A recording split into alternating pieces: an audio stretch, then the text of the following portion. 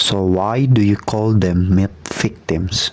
There are people who type with only two fingers and only have one word from their name, their dog's name or their birthday.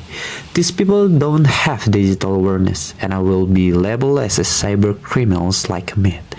We can't sit in the front of a computer only if we don't know the risk and how to protect ourselves. It's irresponsible. Cyber criminals don't see the suffering they cause. If the computer that controls oxygen doesn't work, the hospital will pay the ransom. Why? Because patient can die. We're about to die. Even the public authorities will not stop. How far will they go in the future?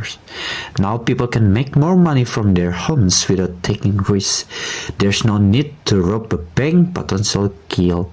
There's almost no risk for cyber criminals. You are anonymous and you can track your target from your home. $6 trillion, that's the estimated amount of money stolen by the press all over the world every year. Cybercrimes contributes almost 40% of all criminals acts in Switzerland, and the amount continues to increase every year. In Europe, cyber attacks increased by 26% in 2022, and in the world by 38%. The weakness is humanity. You can have security system as good as possible, but it's useless if people give up their privacy with their phones, and that's what happens. For example, a brother retired from Switzerland, Christian Luz, used to be a cookie man, while his brother Dominic worked at a children detention center. My mother died unexpectedly in May 2022. We were very close and she lived right around the corner. I started to worry when I noticed her blinds were closed that day. I went over to her apartment and went inside, and I found her dead lying on the floor. Then I had thing I had to do. Call a doctor and the undertaker so they could pick up the body. And that Friday, I wanted to go online to look for information about obituaries. When I clicked on the one site, a message popped up saying my computer had been infected by a virus together with a phone number I should call. So I dialed the number, assuming it was in Switzerland. The person told me I had a computer virus and recommended that I get protection with antivirus software called MCAV. Dominic provided his credit card details to pay for the antivirus program. He's just one of the growing number of people that fell for a type of online fraud that is well known to police technical support scams. Nowadays, local Swiss number can be used with voice over IP services, meaning internet based on potential from anywhere in the world. It's completely legal. These crooks use a local number from the area of their victim to gain their trust. I authorized them to take control of my PC, and then the screen turned black and I was told them they would start scanning my PC, that it would take some time, but that this was normal. The man keeps saying, "Don't worry, everything is fine. We're in the process of removing the viruses from your computer. Everything okay?" That calmed us down and he was very reassuring, but after a while we started getting nervous. While Dominic's computer screen remained black, his cell phone suddenly became very active. He received a total of 9 text messages, each one displaying the sum of 999 francs, and each time the man of the phone asked him to confirm the removal of virus. He was on the phone from 4 to 9 p.m. Didn't you find that odd? I then discovered that my Visa card had been charged 10,000 francs. Those 10,000 francs had been transferred to an account in Britain. The bank insisted everything was above board and had nothing more to add. Outraged, Christian Deluxe went to the police. What did you find out?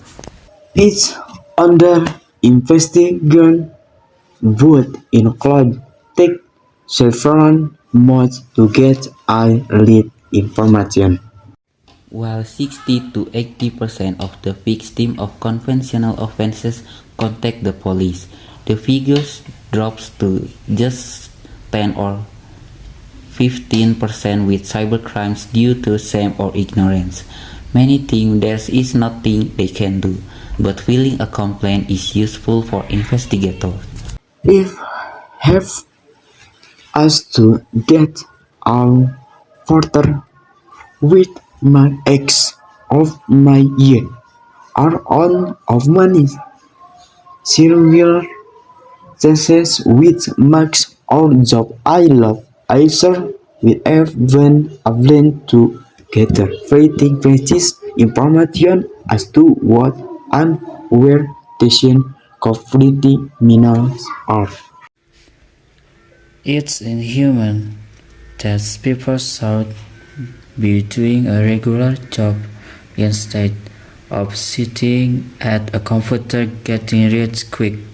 And they know they're hurting people and entry families. It was a massive blow, really painful. I still see myself as a hacker. And the victims? Victim? I don't have any victim, just to clarify. I personally have never done anyone any harm through my hack. If you wanted to have 250,000 email addresses in Brazil, for example, I could sell them to you for a price and they be fresh. Affecting people?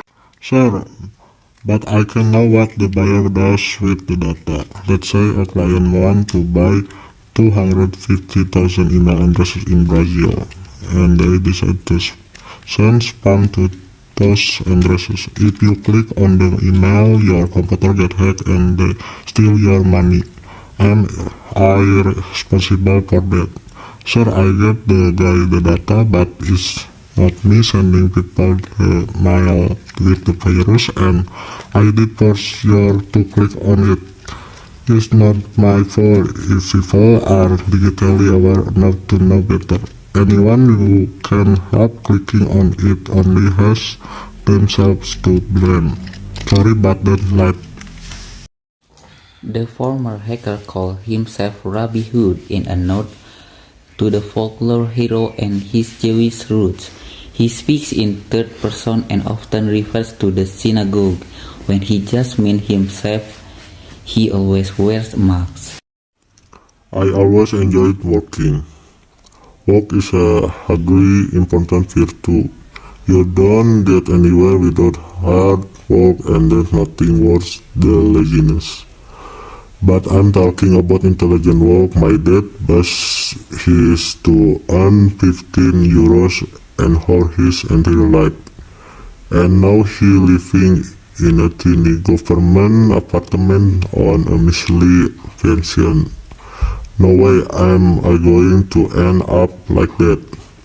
I'll do everything to earn 100 times what he did, with a lot less effort. My mom died when I was 13. That was tough, and it's hard to grow up normally when something like that happens.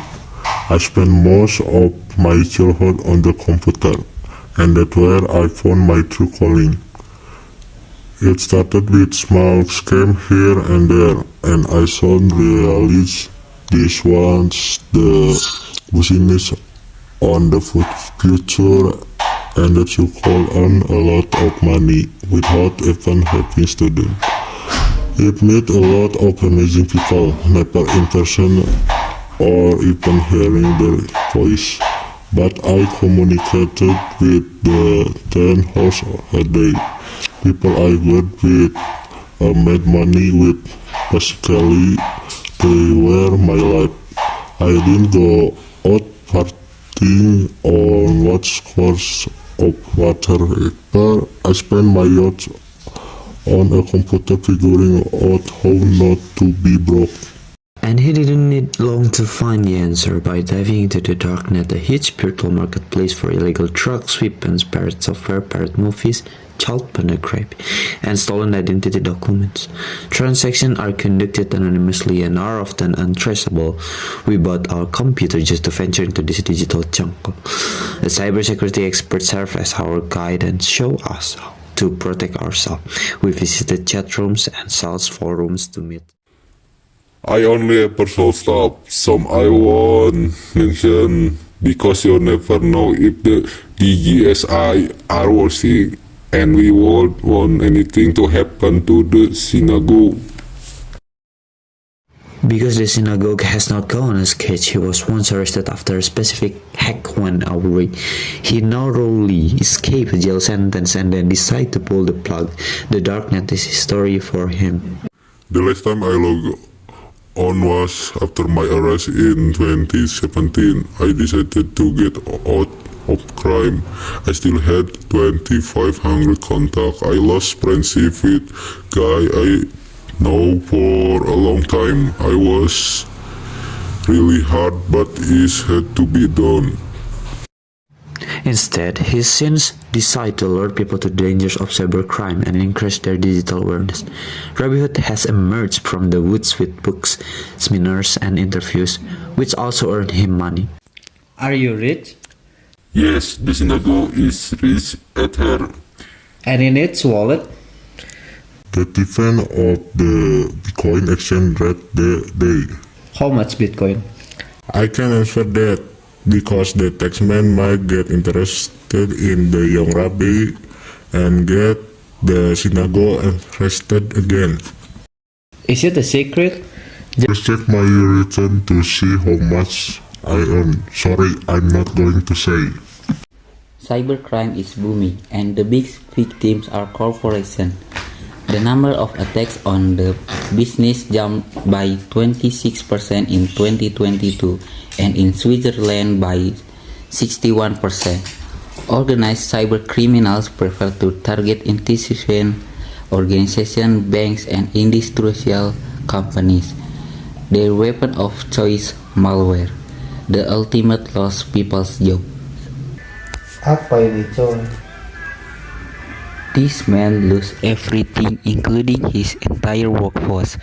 Nessa Mehta used to be the head of Swiss Window, a mid-sized company that had close to 200 employees. He thought he had prepared for everything when he bought the company in 2016, except cyber attacks. These days, the entire production process, everything is digitalized. That makes cyber attacks especially dangerous. Because if the computers are down, everything is down. Production is paralyzed, life can change suddenly with a twice of fate. And it did in my case, and still have vivid memories. Total shutdown, all the screens went black. It was a Friday. On Friday in May 2019, Swiss Windows became one of the first companies in the country to be targeting using malware, software designed to paralyze computer systems. Hackers extort ransom money in return for restoring the victims access to their data. We called the police, but it was completely new ground for them. They sent one officer. The livelihoods of almost 200 people were on the line, and one officer stopped by to look around. The CEO and his workforce felt literally helpless. How were they to retrieve the company's computer's data? The backup were infected too. The hackers demanded a ransom, around 1 million francs in Bitcoin we didn't pay for financial reasons. We were among the very first to be hacked, so we weren't sure we'd get our data back. Swiss Windows rebuilt their entire IT system with the help of an IT company, a colossal undertaking. The workforce had to stay home while the system was reconstructed. Production stood still and the company had no access to its orders. Nobody knew which Windows had been delivered where and when. Customers were initially sympathetic, but not very long. Many then demanded substantial discount due to the delay delivered. It eventually got so big that Swiss Windows went bankrupt. The company was forced to declare insolvency in February 2022 due to the lack of funds. Cyber criminals don't see the suffering they cause, and that's different to other crime. If someone breaks into a store, they can see the extent of the damage. But if hackers sites in a room somewhere in the world and can see the suffering caused to 100 people is, well as to all the customers and suppliers. Suffering caused by the click of a computer mouse. An employee at the window company set off the storm by clicking on a fake email. A phishing attack where opening an email or clicking on a link installs malware on the target computers. 80% of cyber attacks use phishing. People still fall for that? Sure, you did be surprised. Up to 30% of people who attend our awareness course click on links. It's fairly easy for a hacker to get inside a company with hundreds of employees via someone helping them involuntarily. And even more surprising is just how quick people are to click, some within 30 seconds. But people in more senior positions should know not to click, right? In theory, yes, but I can't talk about that. We are all human, and anyone, all the way up to management, can fall for this phishing rise. Even IT security expert. There are no guarantees. Dominic Fidel knows cybersecurity inside and out, a four-time runner-up at the Capture the Flag competition in Las Vegas. The Olympics of hacking, he's now the head of 30-member cybersecurity team in Switzerland. His client range from banks to insurance companies and mid-sized business. Today, he's leading a penetration test at new medical center in Bern. The mission, protecting patient data. Just last year, thousands of Swiss patients had their records stolen. In response, the directors brought in Seculubs to simulate the cyber attack. We were granted exclusive access to observe the operation. Four members of Seculubs entered the facility undercover. Wearing hidden cameras, management had been informed, but the rest of the staff had no idea. Inside the building, which houses co-working space and private practice, the fake hackers rented a conference room. From there, they accessed the internal network. Within minutes, they found confidential files, weak passwords, and critical vulnerabilities. Even discarded data in recycle bins. One tester attempted a classic move, asking a staff member to print a file from a USB stick. The employee agreed, acknowledging launching a virus in a second. The hackers took control of the system, seeing everything in real time. But cybercrime doesn't stop at the hospitals. In August 2021, the small Swiss town of Roli was hit. Its local government was hacked, and more than 5,000 residents had their private data dumped onto the darknet. Names, addresses, birth dates, even tax records and credit cards details all exposed. Authorities remained silent at first. Only 2 months later did the journalists discover the leak, sparking national outrage. People demanded answer. Some 800 requests flooded City Hall. The damage was done. What made this worse was the nature of the data. Highly personally, easy to exploit with a digital ID. Criminals can open bank accounts and emails or impersonate victims with ease. Behind the scenes are organized cyber gangs groups like Fish Society, the ones who target role. They operate like corporations with teams for software infiltration, data theft, and ransom negotiation. Their website lists victims like trophies. They even answer reporters through anonymous emails. When asked if they feel guilty, their response chilling: "We always offer to fix everything if they pay, but on the other side of this war, they are defenders." In Berlin, Ahmed Abdelkar Cornelius, a former chef whose life changed forever after hackers scammed his uncle, a collector of military memorabilia. The cyber attack left him $476,000 in debt he never recovered. He took his own life. That tragedy fueled Abdelkader's journey into cybersecurity. He taught himself infiltrate hacker forums and build a tool to track darknet activity in real time. Funded by a 1 million grant from the German government, his mission to expose cyber criminals before they strike, to understand their minds, and to protect others from the same fate. One hospital attack had a different ending. During the pandemic, Apollo Hospital in Chennai, India was breached, but their quick response, cutting the network, going public, and turning it into a training case, made all the difference. They even invited experts from other hospitals to learn from their case. It proved sometimes critical. The best defense against cybercrime is prevention, and the first step, admitting it happened. Because every time we go online, we open the door to the world, and not fare free visitor is friendly one.